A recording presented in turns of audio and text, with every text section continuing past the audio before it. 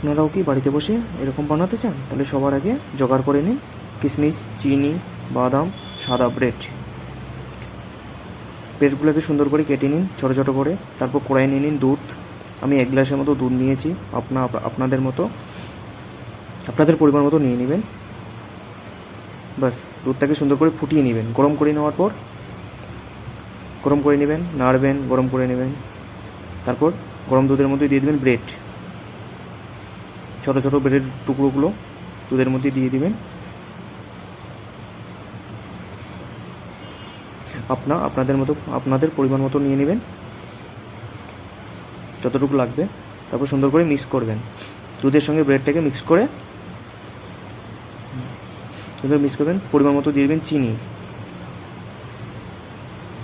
পরিমাণ মতো কিশমিশ, যতটুকু লাগবে পরিমাণ মতো কিশমিশ। তারপর সবগুলোকে মিক্স করে নেবেন। সুন্দর করে মিক্স করে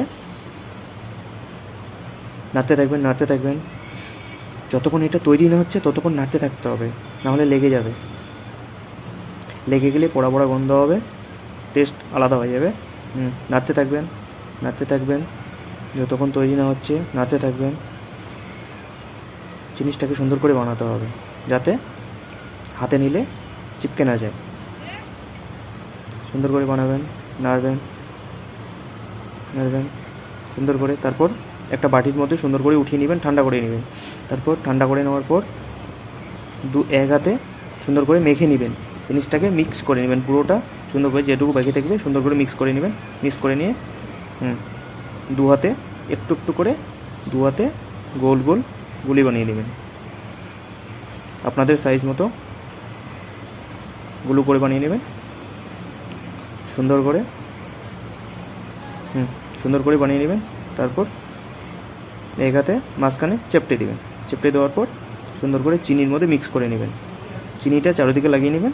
বাস সুন্দর হয়ে গেলো আপনাদের মিষ্টি। তার মাঝখানে একটা কিশমিশ বসিয়ে দেবেন। বাস এগুলো আপনাদের সুন্দর মিষ্টি। এবার বাড়িতে বসে সবাই মিলে এনজয় করুন, আনন্দ করুন, বাচ্চাদের খুশি করুন। বাস তৈরি হয়ে গেলো আপনাদের মিষ্টি সুন্দর। ভিডিওটা ভালো লাগলে সাবস্ক্রাইব করবেন, লাইক করবেন, শেয়ার করবেন। পুরো ভিডিওটা দেখার জন্য থ্যাংক ইউ সো মাচ।